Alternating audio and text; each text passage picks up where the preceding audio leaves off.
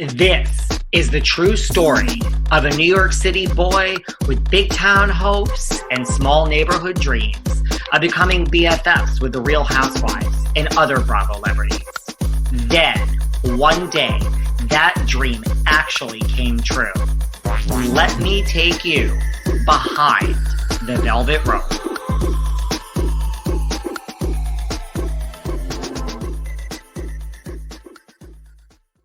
Hey everyone, this is David. Welcome back behind the velvet rope. And we are here today with a very special guest, all the way from across the US, quarantining just like the rest of us. The one and only Jay Rodriguez from the original Queer Eye for the Straight Guy. How are you? I'm doing okay. I'm holding up. How you doing? I'm doing okay. I mean, you guys were kind of quarantined before we were.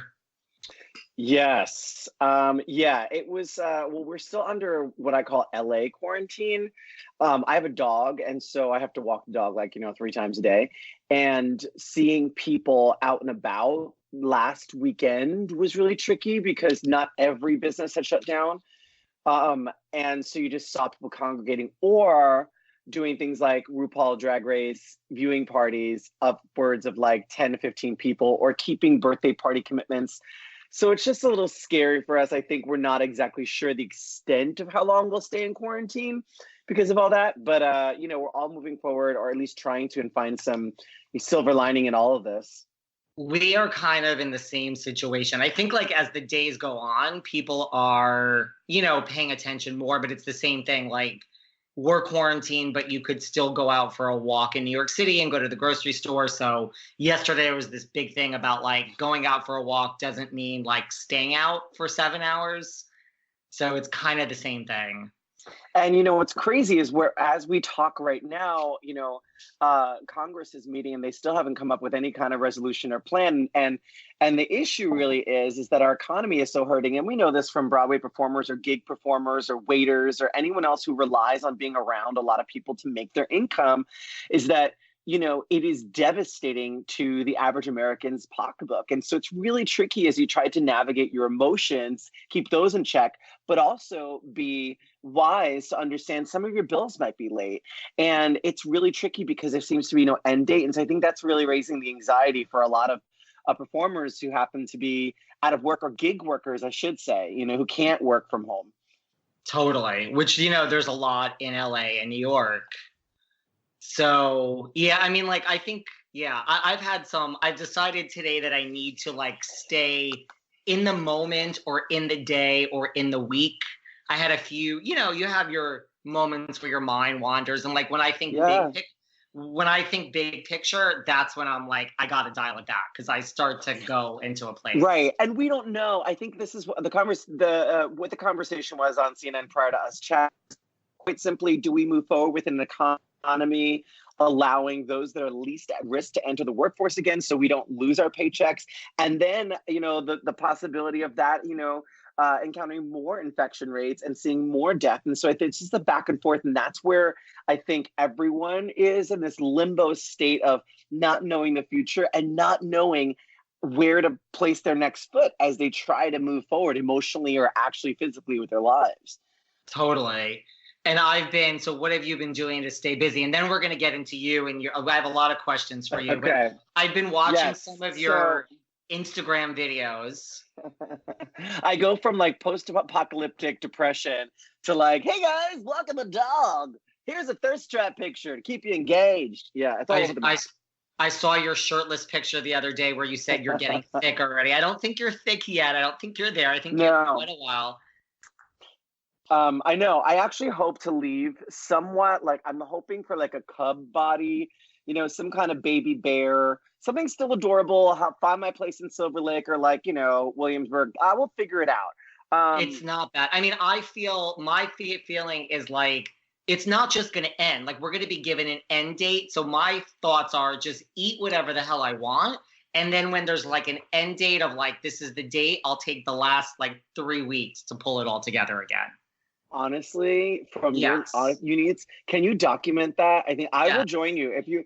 We'll create a hashtag and we'll figure it out. Something fun, it's funny, but not body shaming. But speaking of how I've been entertaining myself, I've not been engaging in the at-home fitness. Like, I put down like this like pull-up bar, and I had it in my door. So every time I passed my doorway, I would have to do like, 25 pull-ups. Well, just happens. I just avoided my bedroom all day. That's what happened there. But no, honestly, I've been having a couple really zen nights, which is odd for me. I just like make myself a stiff cocktail. I sit at my desk here, and my friend Ryan had given me for my birthday this extensive coloring, like adult coloring book. And this one says, can I curse on? Oh, yeah. Can I curse on? Okay. You can curse. Says, sit the fuck down and color. Adult swear word coloring book for stress relief. So here I love this. I have to take a picture of this. I love that. That's amazing. So, can I show you my masterpiece? And also did not know, listen, if shit hits the fan, I've got a career in coloring. Send me your kids' projects. I'll color them for them. This is some fine ass shit. I don't know if you can catch the details on this coloring work, but that is so impressive. Wait, let me take a picture of this too. That is so impressive, because let me tell you something. Remember when like adult coloring books were all of the rage way back when? Well, so I have them, and I never did them. I have like 5 of them here, and oh wow. Listen, it was a gift. It was a birthday gift. But tell the listener, I'm sorry. I was gonna say, you are showing me every single color pencil possible. That is like very professional. And you know what else we're not going to get a lot of access to up close and personal? What? Sex. We're not. There's no sexy time. I discovered that. Yeah. So do you know how I have to like deal with the situation in the morning? Tell me. My friend Trevor Wayne is close. My friend Trevor Wayne is this incredible pop artist, and he actually kind of rose to fame for his Golden Girls cartoon sketches where he makes them look like superheroes, older superheroes. Oh, and so he has this mug collection of all his different artwork. And last time I was in Palm Springs, he gave me this, and it's a mug with all different naked men, cartoon men, and they're all nude, of all different body types and shapes, and hairy and non, and that's where I have my morning coffee to remember the penis will come out tomorrow. Seriously, just to remember that one day we will all have sex again. Well, yeah, and that's the crazy thing. Like, I'm Dr. Chris Donahue, who hosts Loveline on the former radio station I was going to be on. I've been a frequent guest, but we were talking about how this plays into, I don't know how you've been sleeping, but I just found I've been dreaming more vividly. I've been having a hard time falling asleep, but like sleeping in for a lot longer. And I feel like it's only been a week and change that we've had to really be by ourselves with our thoughts, everything removed from us other than social media and our at-home entertainment. And it's just a week and a half. And already you can see people begin to unraveling. And part of it, I think, is just the idea of like, we move in such a fast pace, and especially if you're a performer or a gig employee, you're on to the next and worry about how I'm going to get the next and just juggling so many things. And when that's taken away, all of a sudden, I feel like we're getting to this primal state of like actually who we are. For a lot of people, that might be the first time you've had an opportunity to take a real deep breath and just sit for a second, And I think that's kind of a silver lining, I guess, in some ways, because I think we're going to emerge differently. I totally agree with you. I've been saying the same thing. Like, listen, if there's no soul in there, this is when you're going to discover that. Like, people, you know what I mean? Like, this is when you're just going to find what is important to you. I know this is your, yeah. No. Go on. This is great. I was wondering, so during this time for yourself, have you, and this is your interview, don't mean to hijack it, but what have you, because you're like a person, I'm talking to another person. Yes. Have you had moments where you're like for instance, for me, it was, I didn't realize, because we just came past pilot season here, so concerned on having a six pack and having like to be presentable, because it's like kind of like a horse and pony show. And every new room you're in, every casting director, you know, you're seeing them with like your optimal self. And I realized that in some ways I was really depriving myself of the things I wanted to eat for this notion that that would somehow put me in a better place to be castable. So that was really interesting, just being at home and be able to cook and eat the things that I actually wanted to eat. And the second thing was how many things I had put off in my home. I had a thing of curtains and a curtain rod and all these things that have been sitting here for 6 months. I put up that curtain. It's over here. Wait, hold on. Where'd you go? There you are. That's nice. Put up the curtain. Yeah, I put up the curtain. I put up backlighting. I like wallpapered a wall. Like I've been opening drawers, you know, your junk drawer. I made this a good time to Marie Kondo ourselves. Listen, I have done I literally am getting to things that have been on my list since 2018. I'm not even kidding. What are they? Well, I had like this one area in my apartment that was like wasted space. It was like my office, but it was like a desk, and it was like, I have like, you know, it's New York. Like you can never have too much storage. So yeah, but let me tell you something. You have a cute apartment. I'm like looking in there. Can you see? It's so cute. Is that art or is that the wall? That pink is art. That pink and orange. I'm obsessed. So I bought. Nice? You're like inspiring me. And like, me. there's this. You're inspiring me. Ooh. See, this is me so much. This is like, and then there's like a shark up there. Oh my God, we're similar. I have like a stuffed shark back there. So you have to put. Look at my. I want to know this. Do you like that floor? Oh my God. I love that. I love that. That's a good check. This is like a minimalist. That's good. Where did I go? I lost photo. You can hear me, right? Oh, you can't see me? There I go. I can see you. Yeah, I can see you. So this is my desk, but like I have literally just been cleaning and moving things around so much, which is good, I think. I mean, I think they say that your home is a reflection of where your life is at. So now I'm trying to instill order where I can't have it outside. That's kind of how I am. And so like, you know, I did the big things like the furniture and stuff, but I'm the same way. Like yes, got down to cleaning my junk drawer. Like my junk drawer is now organized. It's crazy. So it's like, I think in a way there were things that I had to do, and just other things like going through like old like bank statements and just, you know, like stupid things that I never would have got to. But I found a bill from 2018. Yeah, I found a bill from 2018. I was like, I'm pretty sure I paid that.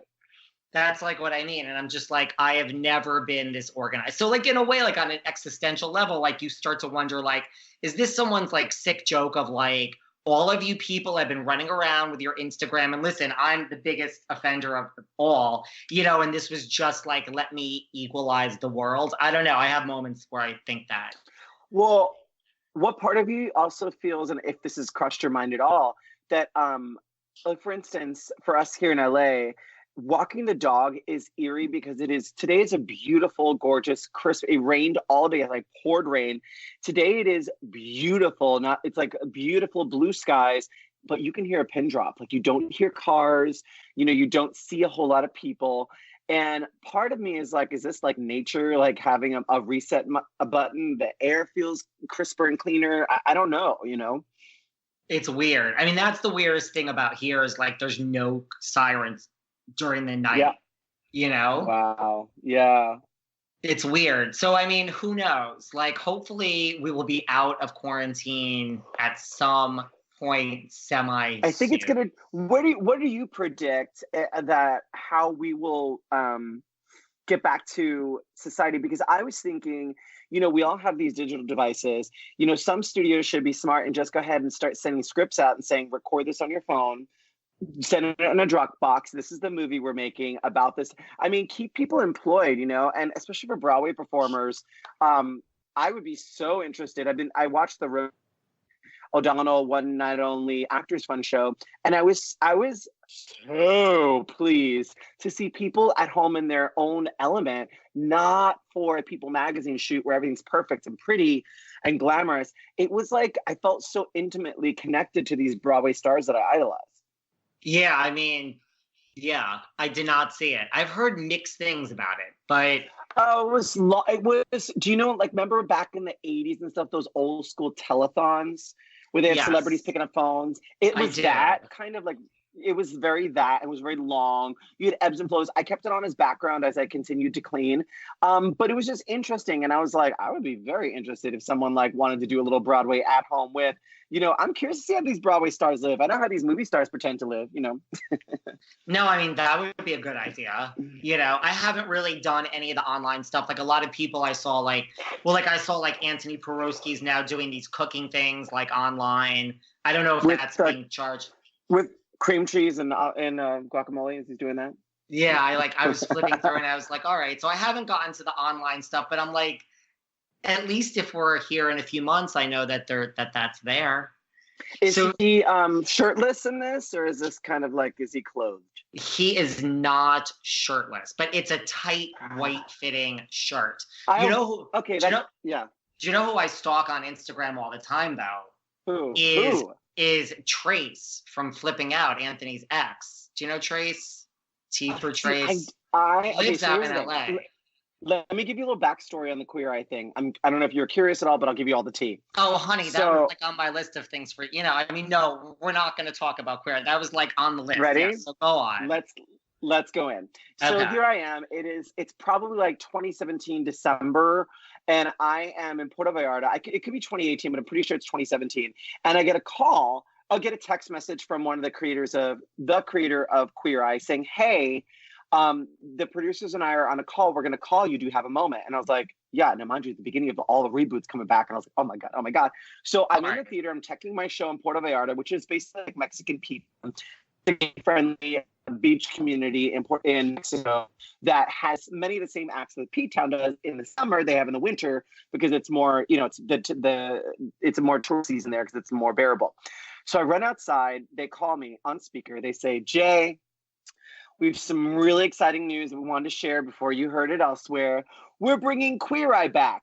Now, being the Puerto Rican, Italian, talkative Broadway kid that I am from New York, I immediately didn't wait for a breath. I jumped right in and I was like, oh my God, this is amazing. Because like, I just feel like I have so much more to offer now being in my 30s. I feel like, you know, now I'm the age of the other guys. I feel like I really want to do over a lot. And they're like, we're doing it with a brand new, exciting, dynamic cast. And I was like, for a minute, I just felt all the life sucked out of me. Like my heart sank, the sound left the room. Like I was in proper shock. And because I always felt like it was my thing. It was our thing. And I was like, we put so much work into it. We don't get residuals. We were not paid anything close to what the new guys make. Right. So, you know, for me, and it was before social media. So for me, I always felt like, you know, having had this pedigree of performing and theater credits prior to Queer Eye, I've been on a constant hustle, even though I've done hundreds of episodes of scripted TV, to kind of remind people of who I am, and as a performer and as an adult, and so I was gutted, and you know, I graciously, they were like, "We want to use you guys in some poem. We'll figure something out." I was like, "Okay." I hung up so discouraged. I called my agents, and they were like, "Do you understand that it took us so long to get you to the place in your career where you are now? We don't have to beg for you to be seen for projects if they're out of Queer Eye type. People are requesting you. You're getting offers. Last year alone, the 3 TV series that I was on were all offers. And I kind of forgot what Queer Eye did in a negative way for me. I was the only one to leave, and I think to date, that didn't get a 6-figure, 7-figure endorsement deal from being on Queer Eye. I didn't. I left the show pretty much, you know, how I came in, which was as a gig employee. And so for me, it was a very different thing. Now, as I look at it, I watched the seasons, and I was so overjoyed that I could watch the show as a fan. These guys have created something that doesn't even feel or remind me of my version at all. It is completely their own. And I think they've more than taken the baton. They've really, and ran with it. They've really created something that's impactful for this generation. My only wish is that they would do a crossover episode, because I feel like queer history is important. And in some ways, when you don't have us do one, it does feel like you're burying the impact that we had in society then. And I say that because I just did another series for HBO Max with the executive producers of Queer Eye, where they're doing a series about unsung heroes of the 1960s, queer heroes. And I didn't know who many of these people were, nor I knew of them, but I didn't know the fullness of their contributions. And until people do, I've sat at dinner tables where people are like, "Oh my God, wait, you're on Queer, wait, which one are you?" thinking I was on the Netflix version because I'm the same age as many of the guys on that. And so for me, it's a weird push-pull. However, I don't want to do Queer Eye again. It was an incredible experience, but it would feel like repeating like senior year. Like I did it. I loved it. It's not where my passion lies. I would like one like Christmas or Thanksgiving crossover episode. But that's about it. And I would like to work with all my 5 guys on another project. That's something that we have all talked about and we are all on board to do. It's about finding the right project that highlights our strengths now. The 2020 version of who we are today as people might not reflect the 2003 version of who we were then. That makes sense. Yeah, and we played Family Feud against the New School versus OG, and we had a blast. That'll air this summer. And there's another network that's wooing the Queer Eye guys for a 1-episode thing for something different. So we are going to be together, but that's how I feel about the Queer Eye guys. They're all great. I just went prior to isolation. And before we knew anything about Corona being stateside, I went to Karamo's house. He was having a going away party because he's currently shooting the show. And we locked each other in a bathroom because we've not really had a chance privately to chat other than, text message and stuff, and just downloaded each other about our mutual experiences. For me, being brown and queer and somewhat feminine presenting in 2003, I got a different level of treatment from people who represented us, people who were speaking about the brand. I was also very young. And, coming from starring in things to taking a big back seat was a learning curve. But by season 2 and 3 and 4, I really got my sea legs and began to command my own segments. And that is the biggest takeaway, is that I have no jealousy of this new series. I love it. I wouldn't want to do it again. It's not where my heart is. But what's special is I can watch it, and now I get why people would stop me to this day at airports and say how impactful the show was for them in their lives, or how they were able to come out of the closet, or their family or was safe to be home because they knew us. So the experience for me was layered, but my biggest takeaway, my biggest commerce, the most joy that I have when I think about that time is the residual waves of acceptance that show started. And no, I mean, that's true. I mean, do the other people feel, I mean, not that you can speak for everyone else, but do you think they feel the same way? Like they're happy for the new group of people? Yeah. So I will say this. I think, look, you have to look at it economically and also who's gone where with their careers and why. Like Tom, our interior designer, was a multi-million-dollar, had his own design firm before Queer Eye. If anything, Queer Eye almost became a burden to his business. He couldn't run his business the way he wanted to while shooting, 14-hour days. He just couldn't. And he was constantly under so much stress. I mean, this is someone who has done everyone from J-Lo to, I think he even did Bono's house. So he's good. He likes to pop up on TV every now and again, but like at the end of the day, he has a furniture line, a lifestyle brand. Like he's living in his dream. Carson really positioned himself to be the go-to star in gay. He was always centering everything, and the network producers, directors, everyone kind of shot him and edited him to be the star. He was always the trailer. In this new version, they don't have a standout star like that. You could see them, they all switch positions and photos and stuff. And Carson's not going to have a hard time working. He's so incredibly funny with the quips and everything. And he, in many ways, has carved out a lane that didn't exist, or rather he's, gone off the heels of many other what we would consider bubbly, eccentric types. So he's fine. And then we have me, I'm the actor, performer. And then you have Kyan, who after Queer Eye, he'd gotten all the money, gotten his L'Oreal deals and all this stuff. And then we found out during the Oprah, we did like a Where Are They Now? And he confided in us that he actually wanted to be famous his whole life. Queer Eye gives it to him, and he's completely unhappy. He leaves at the end of the show. He tours the world, meeting with religious leaders, going to spiritual temples, trying to find this inner happiness that he'd always wanted. And where he found it most was by buying a home in a community that he loved. Oh, there's your siren. Yay, we got one. I can't believe you can hear that. Yes. And so, and then they're coming for me because I'm spilling all the tea. He is now just happy, and he gets to do Rachel Ray makeovers a couple times a month. That keeps him on camera. And now at this place in his life, he's open to returning to television. But I think prior to that, he just, it was a lot. He keeps a low profile. He does, and honestly, he is more than ready, willing, and able to get back in television. But I think he's balancing the life that he's created. This, he has a beautiful home in Florida, and he's got his dog. He adopted a greyhound, and he just has this great life. He's near his dad, who's older, and so for him, I think he found happiness. And then Ted is Chopped. I went to go visit him in New York City when we were doing the Where Are They Now special, and I stayed with him for 2 extra days because they only put us up for 2 days, and then I wanted to stay 2 days.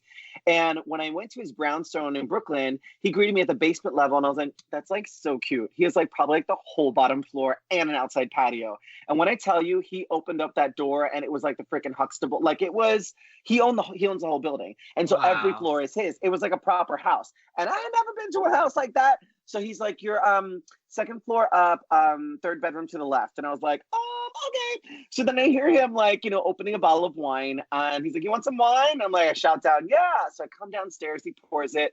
And so I'm like still taking it all in because his partner is an interior designer. So the place is gorgeous.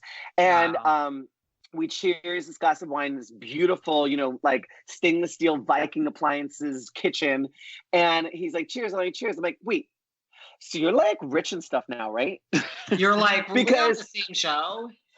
I say that all the time because, I have lived this bohemian actor life, jumping from gig to gig to gig in a way that brought me a lot of joy, but I never compare myself to the other guys until I'm like in their homes or whatever. And, but everyone has their own journey. But because of that, we were afforded to have different experiences. But yet when we come together all these years later, the comedy, the timing, everything falls back into place. Is there someone that you speak to more than others? Like, who are you closest with out of the 5? Just in terms of, Yeah. So I think like it's hard to say, like Ted would probably be my confidant because Ted's, lives in Brooklyn. Like he's kind of like this hipster, cool, like probably still listens to records, music, stoner kind of guy. So I think he always understood my lifestyle. Carson lives in the same kind of entertainment lane that I dip into in terms of like any kind of hosting stuff, or we have similar circles of friends.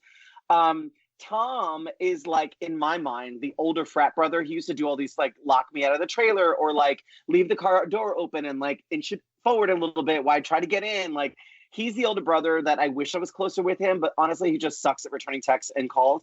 And Kyan would be the emotional. So if I break up with a boyfriend, I'm going to Kyan.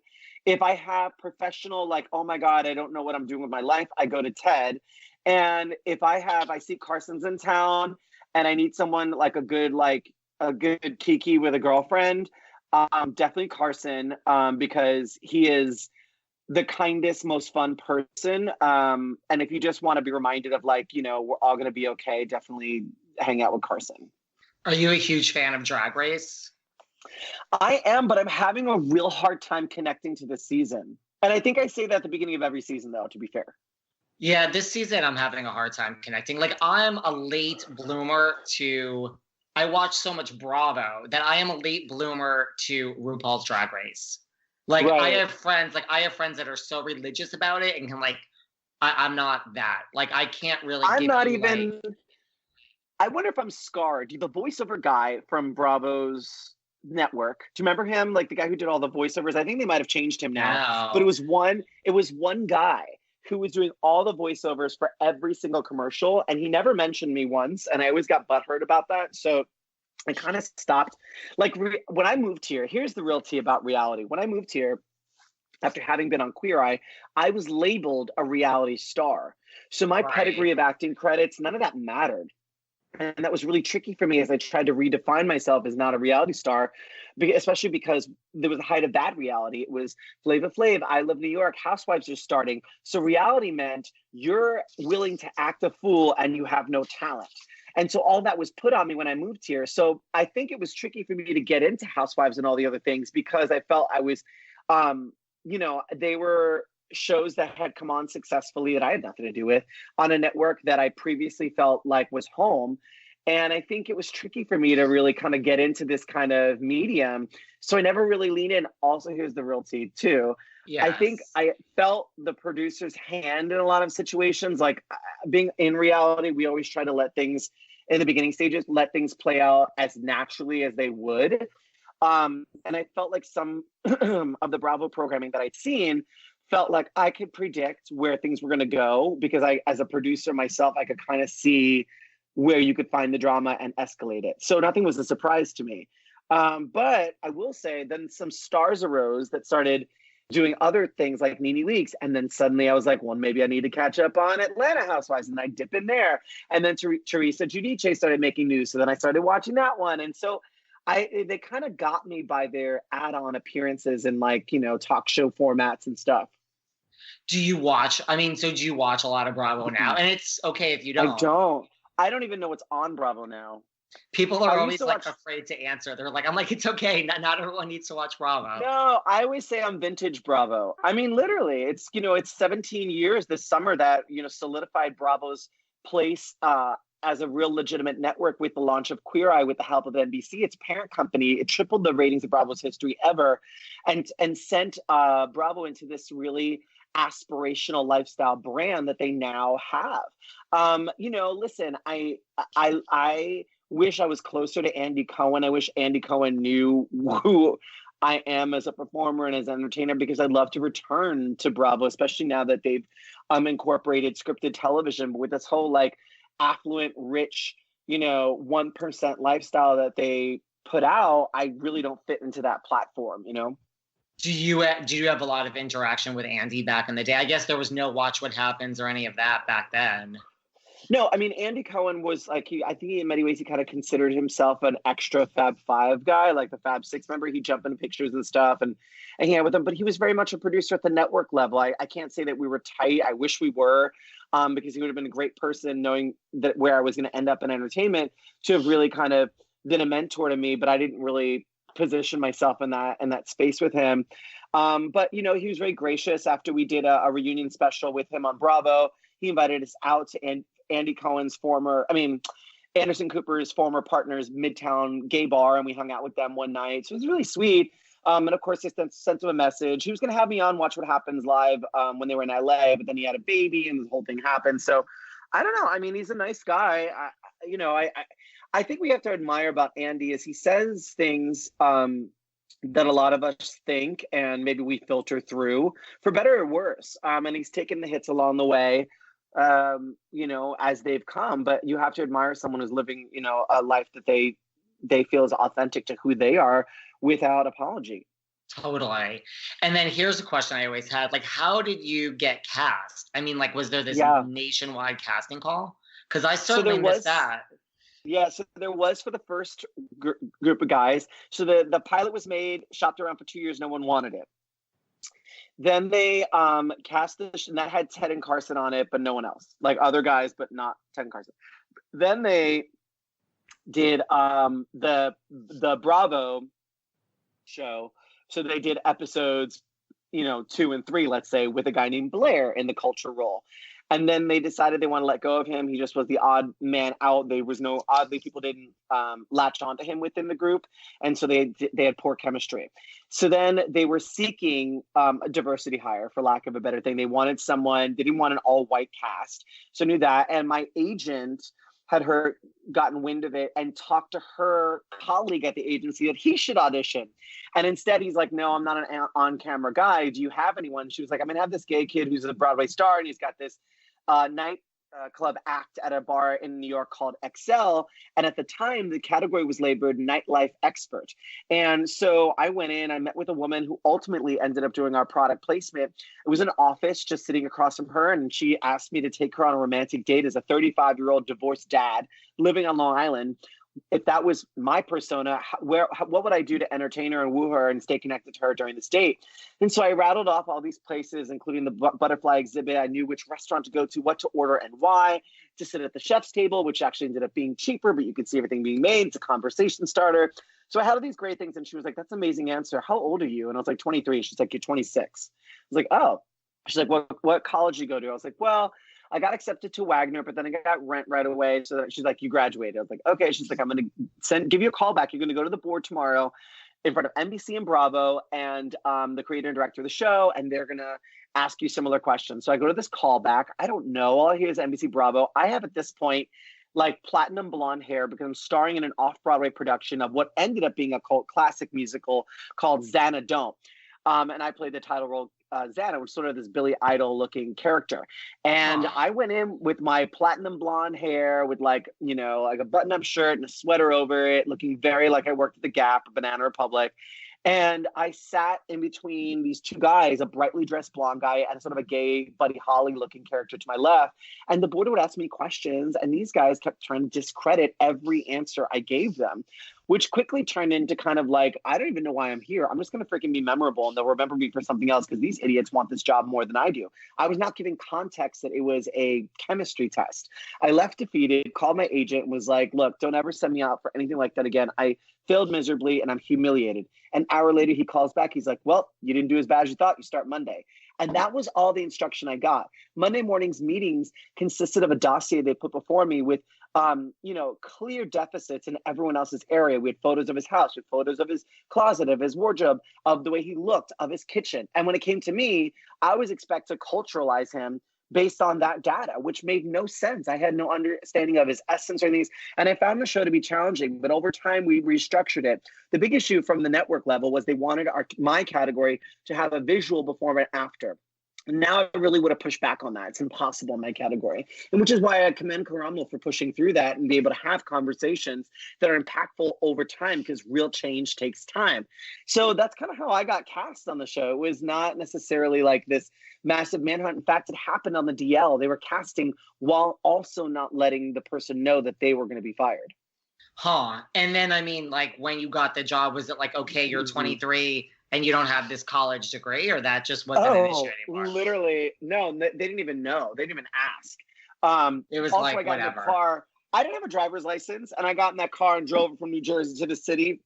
I was all 10 and 2, and they were like, can we picture your driver's license? I was like, It's so funny. Yeah, so like, no, I mean, yeah, it was a bizarre experience. Not at all what I would have thought, and certainly not how I thought my career would be defined. And then I promise we'll move on to something else because I do have other questions. But then, like, when you guys filmed, was there any like drama on the set, or was like, did everyone get along? Was it like, okay, this is the biggest diva? We were very, very funny. We were the funny show, and because you spend 14 hours a day with everyone, you don't really spend much time out of work with each other, because they shoot for 3 months now. They can bang out episodes faster than we could. Because of technology's advancements, you know, they can light things quicker. They can shoot things with GoPros. We didn't have that. So it was a little more difficult for us to shoot episodes. Like, it took a full week for us. So we didn't fight like that. I mean, there wasn't a diva, but, you know, after a while, the crew started favoring Carson to the point where some of us would just sit on couches and open up a magazine. The producer would be like, what are you doing? I'm like, when you start following me with a camera, then I'll go to work. But if you're going to favor Carson this whole episode, then I'll allow it to be the Carson show. And that's not drama with us. That's from an easy shot perspective. That's from well, just go for the safe guy. I'm like, there's 5 people in this cast. There's not a star of the show, and we're not doing that kind of program here. So get it together. So I mean, they had those moments. I mean, I think we'd say that Kyan was a bit of a diva, self-admittedly. He would say things, you know, he would not want to work unless he had a hot breakfast or like have a latte or a specific kind of chai tea latte thing. But I remember that he owned that. And I think that was part of his own self-expression during that time. And later was like, oh my God, we joked about it on Watch What Happens Live, or not Watch What Happens, when we did a reunion with Andy. And he said, who was the biggest diva? And I think we all said Kyan, but in actuality, it was more like a defense mechanism for the amount of stress and anxiety he was going through that he wasn't able to really put to words. Interesting. And I don't think there was any like shouting matches. I mean, you guys weren't that show. And like, there was really, and the producers never really tried to manipulate anything. I mean, I guess you didn't really have a storyline. You had like a real, just like, let's make. We weren't allowed. This is what I really hate. We were meant to be perfect superheroes at all time. I had to have a blazer on because I was too young looking, so they aged me up. I couldn't have facial hair, tattoos. I couldn't have piercings. I couldn't. I was really owned by Bravo, as that's how it was related to me. And so it was really limiting in terms of self-expression. I wasn't really allowed to be who I wanted. It was a different era where we were basically meant to be these polished. Listen, if the producers wanted to paint us in a different way, of course they could edit us in a different way, but that wasn't the goal of what they wanted the world to feel about us, you know. And to this day, I feel like, you know, I have an Emmy. I have my own. I was just Emmy. gonna say you have an Emmy. Wait, show and that you again. guys don't. Yeah, so I do need to take have a an picture Emmy. of you and your Emmy. That is like everything. Because I was just going to mention your Emmy. I mean, that's great, right? Yeah. Well, yeah, in some ways, yes, and in some ways, no, because I feel like the argument we always had with the producers is, now knowing television, I stand in opposition of what the producers feel about the show.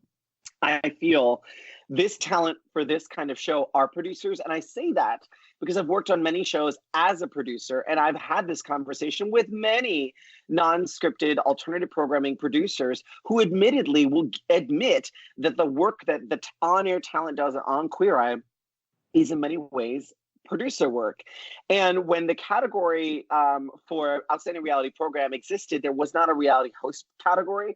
So they included us in the Outstanding Reality Program category, which is why I have one. But when the show wins, the Queer Eye producers do not share the Emmy with the other boys, nor does the network, nor have they been nominated for an Emmy as hosts. And I think that's a real miss, and it's sending a bad message. And I think it's caused a lot of tension.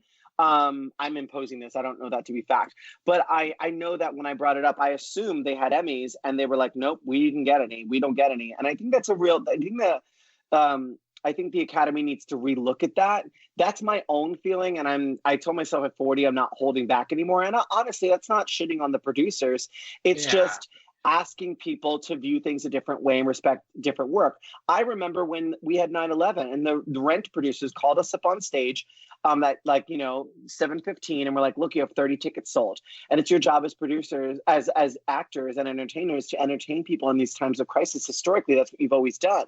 We don't know if Broadway's ever going to come back, and I remember some of the things they would say to us, that when we had the musician strike, and we stood with them, and the producers drove back and said, you'll never work again. And this adversarial relationship between producers and talent is nothing new. And so I knew to keep a safe distance from our producers. I honor a friendship that we've established, but to me, it's a business friendship. Many shows that have gone into syndication with this kind of impact, many of my friends here in LA have done those shows in a non-scripted space, and they have been able to afford a nice lifestyle for themselves and own homes and properties and stuff because of the commerce they made. But instead, all that goes to the producers. Now, you could argue it every single way you want and say that, they came up with a concept. But for me, I personally feel like the least they could do is figure out a way to get the boys nominated for their own Emmys. I don't know if it'll ever happen, but that's where I stand in it, because until the day comes where you give the Fab Five a script and you give them the exact creative of what to do and how to evoke emotion in these different people, I personally don't feel like they shouldn't have an Emmy. I feel like they all should. That makes sense. Is this where you keep your Emmy normally, right on your desk there? Yeah, I usually do. Lately, I have, I think, because I want to be inspired by it. I had interesting meetings lately with big networks in terms of development for shows, and I went in kind of trying to attach to other projects, and they're like, we see you as a producer, a curator. And I forgot, oh, bitch, you 22 years in the game. Your pedigree is my resume is long of the kind of work I've done. And because of that, I do have a certain level of expertise, and I don't like getting on sets where I know more than about the content of what we're creating versus the people that are in position, power-making positions. That's troubling sometimes to me. And so when I say I have a producer's mentality, it's because of the 3 female producers that the original producers left us in chargement when they moved to LA. There was a woman named Linda Lee, Lynn Sadowski, and Donna McClutchy, and they really were our point people. And their producer mentality, my constant strive to find my space in the Fab Five on the show, left me in their offices quite frequently. And understanding how a show is made and why, and how your segment contributes to the overall tone of the show, all those different small keynotes stuck with me all these years. And so when I come onto a set, especially a non-scripted one, I'm not coming in as just basic talent. And so because of that, I feel like that grooming turned me into a good producer. So when I see other shows like the Reboot of Queer Eye not getting acknowledged for their work, a simple thank you on stage isn't enough to me. That makes sense. Now I have to talk to you. Let's talk about the genius that is Malibu country. Yes. I mean, Yes, Lily let's talk about Tomlin, it. come on. Let's just talk about that. Well, So that that's was, funny because yeah, it was a great show on ABC. For those who haven't seen it, Harold, that's the oh little thing my that God. Reba gave us.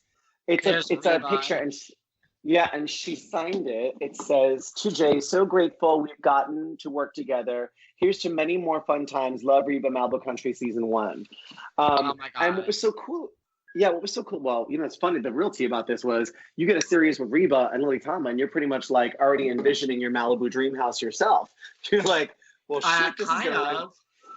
Well, so what ended up happening was Tim Allen was our lead-in, and he skewed male, and Reba skews female. Our show skewed female. I'm trying to hang this again. It may not happen till later.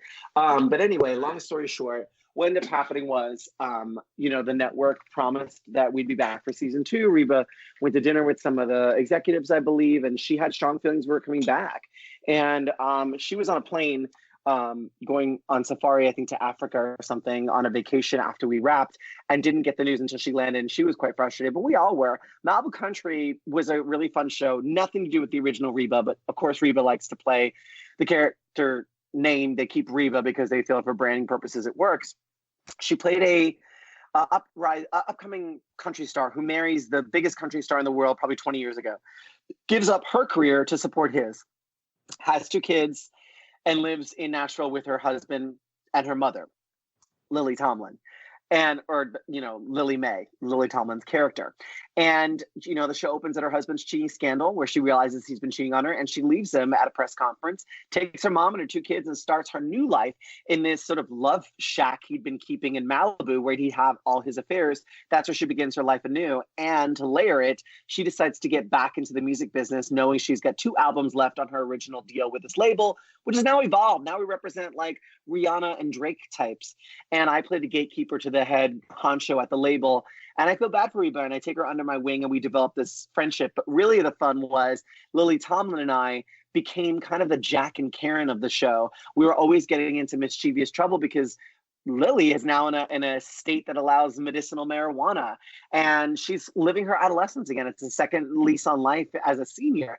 And it was just fun to work with that kind of iconic cast. But what was great about it was to carry my own weight. I became the first male to garner fame off reality to be series regular on a scripted show. Catherine McPhee took it for Smash for females, but I did it for Malibu Country. And to me, that was a big accomplishment because I'd already heard reality. And when you get on stage and the audience has seen, they always show them like one episode before in case they haven't seen the series.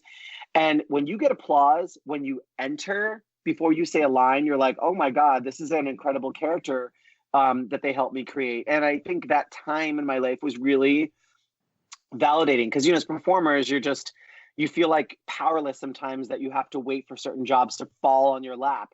And here was something that wasn't on the page. It was a character that was supposed to be just like a reoccurring, maybe guest star.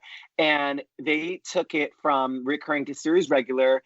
And it was written urban, preferably African-American. And I was like the oddball Latino that they showed in the audition process. And I was like, nope, he's going to be gay from the Boogie Down Bronx, he could cut you and also like fashion you this great outfit. Like I was giving it that because I was like, it's the exact opposite of what they're asking for, but I don't fit so hard. And I know how to make this work in that way. And I rewrote most of the copy, and the writer was in the room. I'm like, I'm so sorry. They're like, no, this is way funnier. You do you.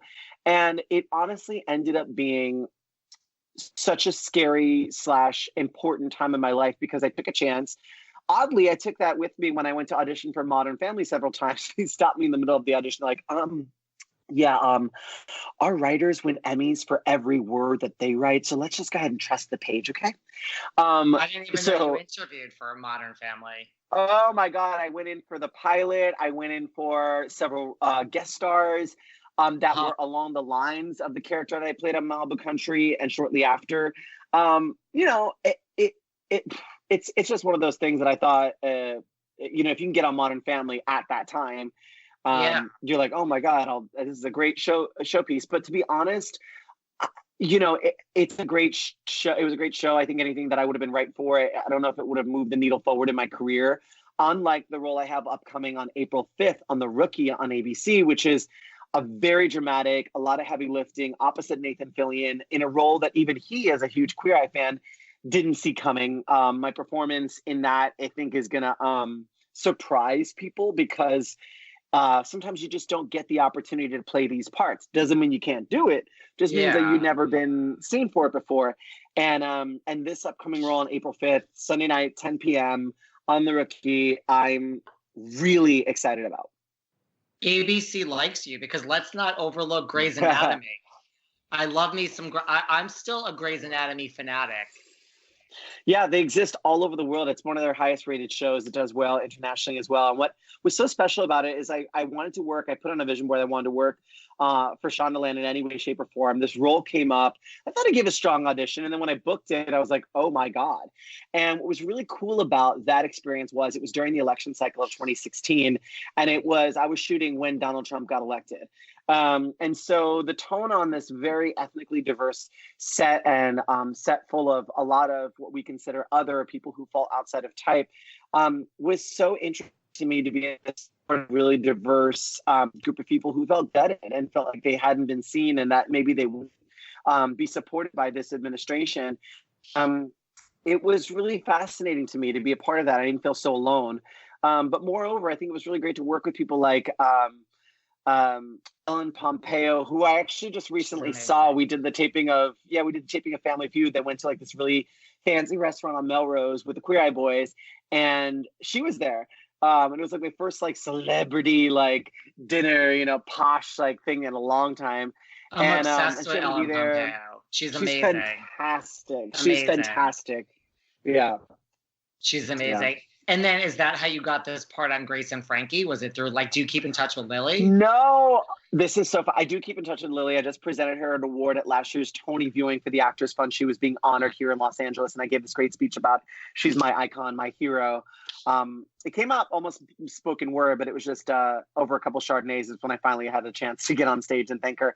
But no, actually I auditioned for that. And the showrunner creator of Friends was also the showrunner creator of one of the Martha Kaufman was one of the she is the creator of Grace and Frankie, and I was opposite her at this audition and created this really sassy fun character. And she knew I knew Lily, but that was not the reason I was called in. And so after my callback, I texted Lily and she texted me like the day later and she was like, Jay, oh, so wonderful that you got in for that role. Congratulations. Good luck. And I was like, oh my God, I thought because she's a producer, listed as producer. But I got the role on my own merit and I didn't have any scenes with her, but she took me around set the day of my fitting, like I was her grandson and brought me around and had all these great times introducing me to Jane and the entire cast and crew. And it was just really fantastic, that relationship where I model so many of my cabaret shows after the kind of shows she does. So we developed a special friendship on that show. I absolutely love Lily Tomlin.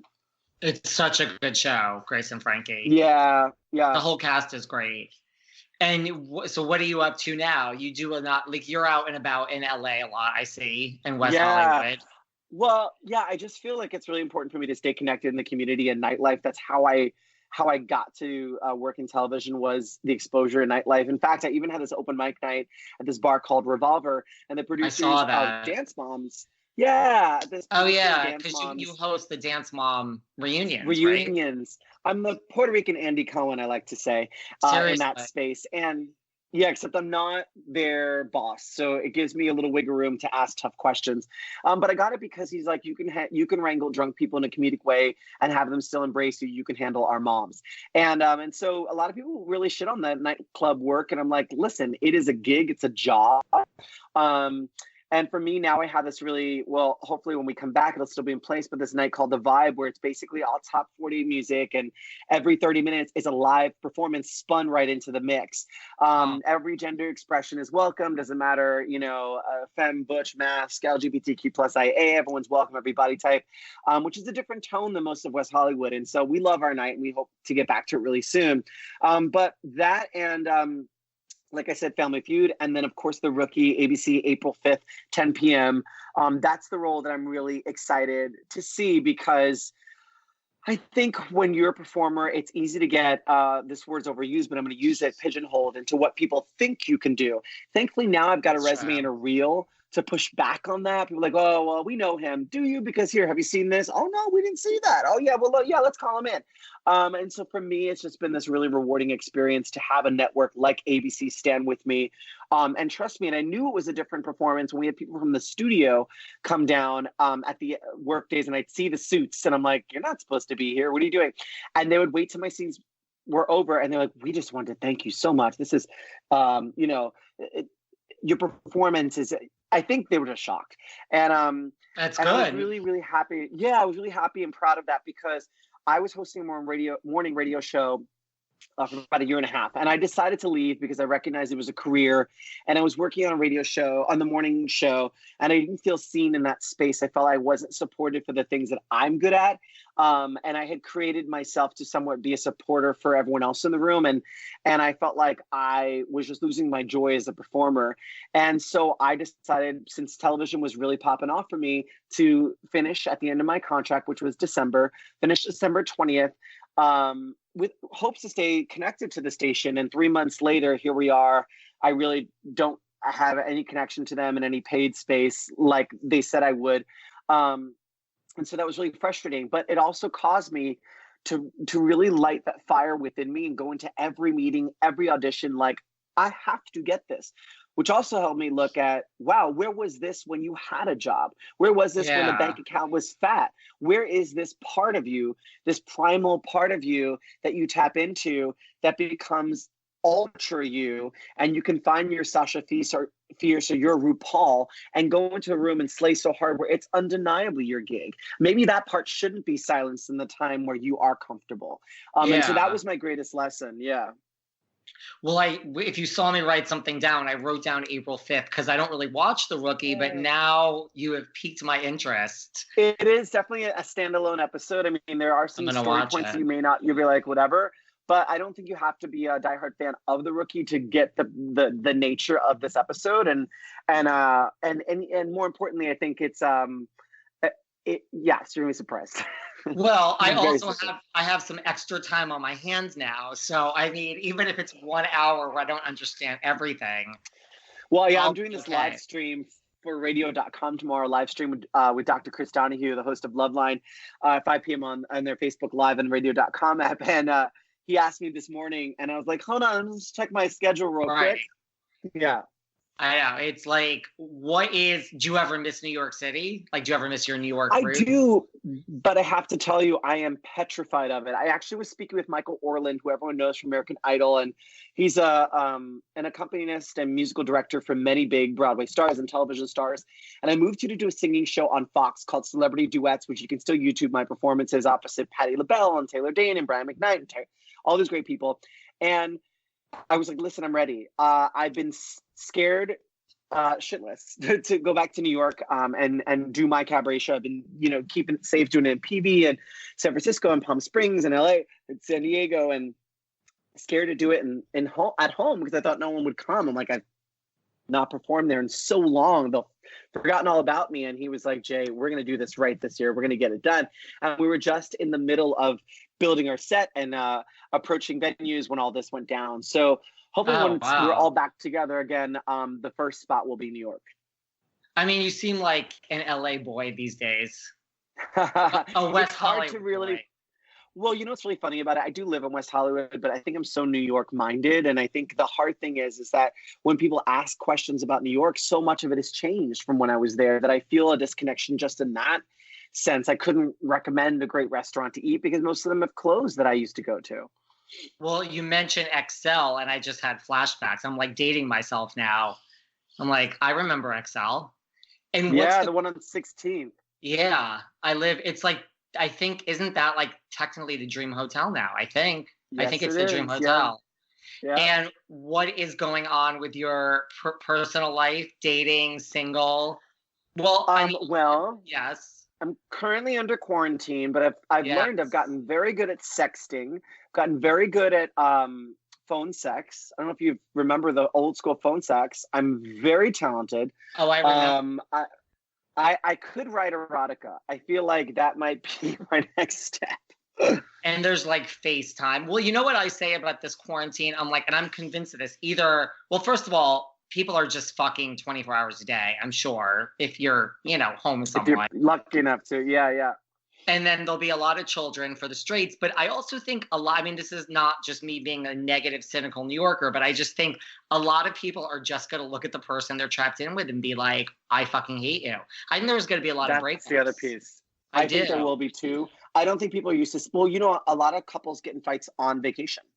Yeah. When they have to spend so much time with one another, away from maybe some of their passions that keep them focused and sort of steady. And I'm curious to see how this is all going to pan out. Right now, it's all rainbows and unicorns because it's only a week and a half in, but we'll see how this all goes. In fact, I think it'd be interesting to document.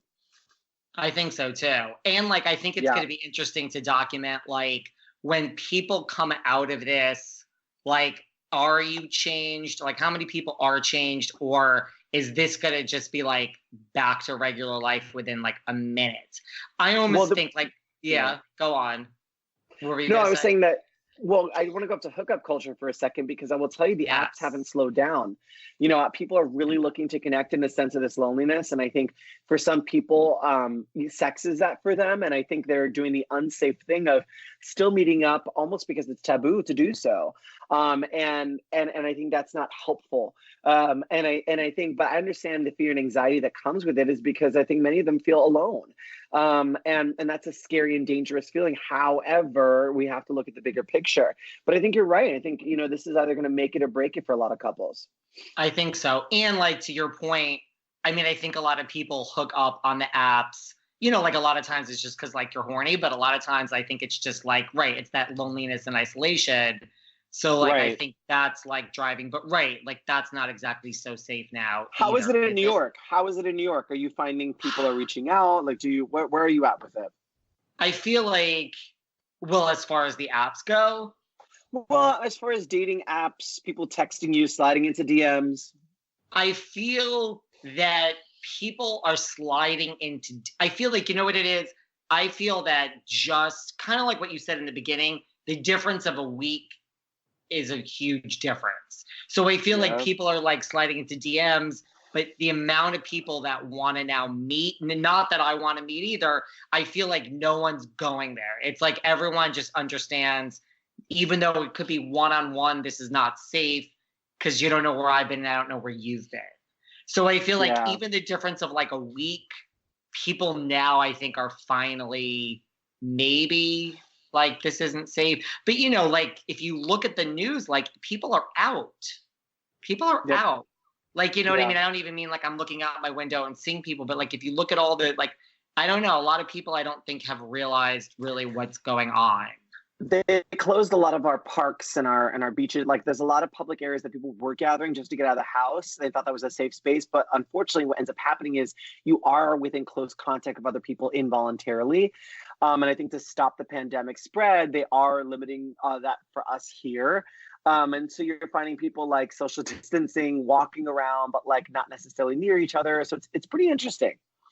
Yeah, today I read something where it made sense. It's if you have it and you don't have any symptoms and you come in contact with someone and that person comes in contact with 10 other people and just if you read this one, I'll have to find it and send it to you. You're okay, well, this is what people should focus on.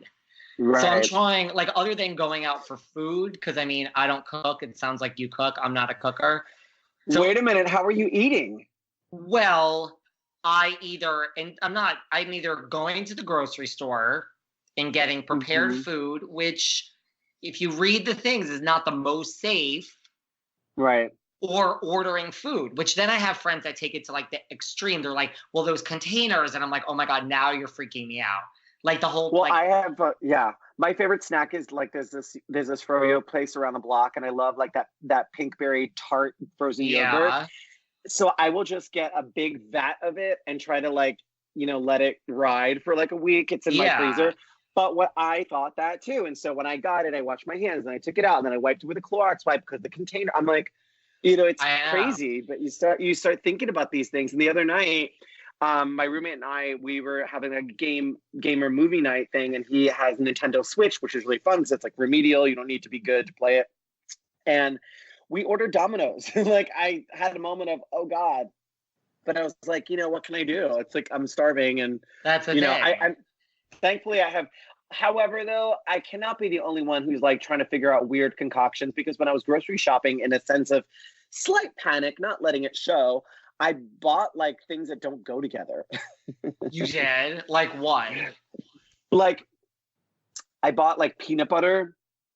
Great, but the intent was peanut butter and jelly sandwiches. Don't have any jelly. I bought waffles, like Toasters waffles. No syrup. But it's hard. Listen, it's hard. It's hard. Like because I go to the grocery store and I walk around and I come home and I'm like, I just got enough food for like a day and a half, maybe 2 or 3 days. So it's not like, it's not helping. So and you don't cook. We should do another thing about you cooking. I'm telling you, the chicken. Listen, you can get a long ways with just learning how to cook some chicken. You don't even want to know that my stove has wine in it. Like my stove is like a wine cellar. This is New York. You need to post a picture with your wine cellar stove with this interview, because that's hilarious. I will. And like, you need to come back on and we can talk about cooking. Yes. And other things. I've gotten in arguments with people who wanted to hook up, and because I said I didn't, they were very venomous. Wait, because you don't cook? No, because I didn't want to come over to their place to eat or hook up or whatever. These are strangers. People reach out of an Instagram picture or whatever, and you have a nice conversation. They seem attractive, so you look at they're cute. And then when you're like, no, don't, come on, man, they're blowing all the shit out of proportion. Whatever, fuck you, bro. Like, you're stupid. It's really interesting, the divide that this causes. And to your point, I'm hoping that the experiences I'm having are a select few, and that most people are taking to heart as what they appear to be doing in New York. It's like, I really feel now all of that is slowed down. I don't know, but I feel like it's like, especially in the past maybe 4 or 5 days, I feel like people are now, I don't know. Like, I feel it's like dissipating. You know what I mean? We're like, listen, no one has asked me to come over anywhere in the past 4 or 5 days. So maybe I'll take that personally, or maybe that's just the way the world is working.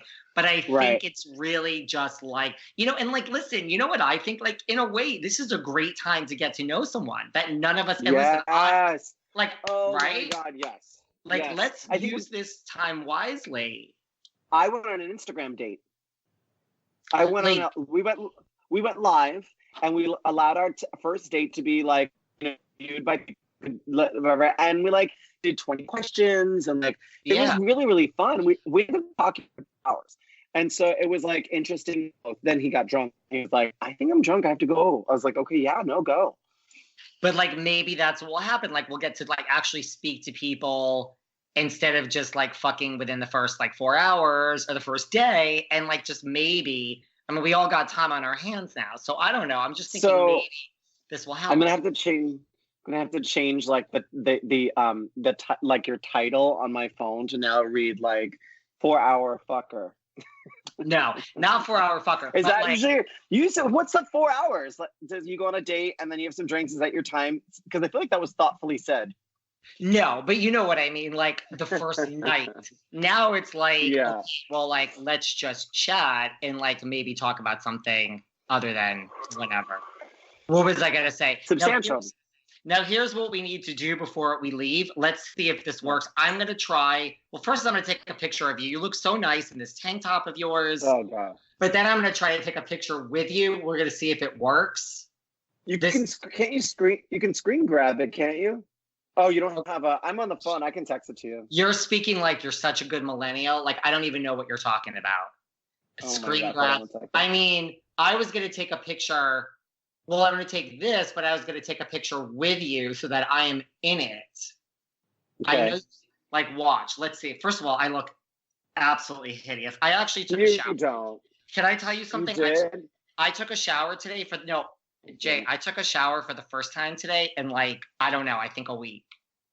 Literally everyone said that yesterday on the Rosie thing. On the Rosie show, everyone was like, you gave me a reason to shower. Okay, this phone is not. Let's just see if this works for a minute. Okay, just humor me. Okay. This is not. So hold on. Now, okay, hold on.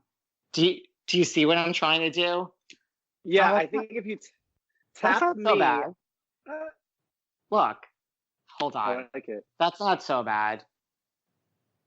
Is this horrible that I'm all about the gram? I mean, this is not going to go up anywhere now, but when the show comes out, we have to give you a good promotion. No, I think it's fine. You've seen my gram. Oh no, I've like been stalking you on the gram now, so that's like my new hobby. But listen, you need to come back on. I will come back on whenever. I have nothing to do. Whenever you want to chat, let's do it. I'm going to invite you on. We have a lot of recurring guests, and I really do appreciate you getting back to me and coming on. This has been amazing. I figured you'd be a great guest. Listen, you can't always tell. Sometimes I'm wrong. I know exactly. When I hosted a morning radio show, we were like, oh my God, so-and-so, we're getting so-and-so. And they'd come on, they were just duds. And you're like, ugh. Same thing. Yeah. I had like a girl like 2 or 3 weeks ago, and I'm like, she's going to be horrible. She was nervous before, and she was phenomenal. Then, yes, yeah. I had a big name on a couple weeks ago. I was like, this is everything. This guy is like, this is going to go viral. It was like pulling fucking teeth. Let me tell you something. What's interesting about about that medium is that you really just I get booked as a fixer. They'll hire a big name, to do a charity award show, and then they have to do the presentation or whatever, or like the segue between segments where they're introducing a politician with me or both emceeing an event. The name usually can't carry it. They're bad with like, live. They just don't, they feel anxious and nervous. And I'm like, this is where I shine, all that bar work, this is my sweet spot. So I get it. And so listen, I guess teach his own. So I could appreciate that. But listen, you'll come back on. I'm going to DM you later because I'm going to be bored. April 5th. Please slide into my DMs. Slide into the DMs all the time. Okay. I'm all about the DMs. And good. April 5th, we are watching you on The Rookie. Yes, on ABC 10 p.m. Everyone, and where can we find you on Instagram? At JAI Rodriguez, RODRIGUEZ. Everyone reach out to him. You're having a great quarantine. You're keeping me interested. Reach out to at David Yontef at Behind the Velvet Rope, and I will DM you later because I'm going to be home. So sounds good, really Anthem. I'll talk to you soon. This. You're awesome. Thank you. Thank you. Bye. Bye. Thanks for listening to yet another episode of Behind the Velvet Rope. Because without you listeners, I would just be a crazy person with voices in my head. And if you like what you hear, subscribe on Apple Podcasts under Behind the Velvet Rope. And when you're done subscribing, feel free to leave a 5-star write-up review because the write-up reviews actually count. We read each and every one of them. We post the best ones, and the reviews really help our shows keep going, and we really appreciate everything you guys say, especially the positive ones. And if you want to find us online, we're at Behind Velvet Rope on Instagram. We are at David Yontef on Instagram. We're Behind the Velvet Rope on Apple Podcasts. Or head on over to Patreon, because you know what? There are just some things we can't talk about here. So for our bonus episodes, go to Patreon and type in Behind the Velvet Rope. And if you still aren't sick of me and you want more David, go to Cameo and book me on Cameo. And you can ask me anything there. I'll answer whatever you want. And I have a bargain basement price of $10. Thank you guys. See you soon.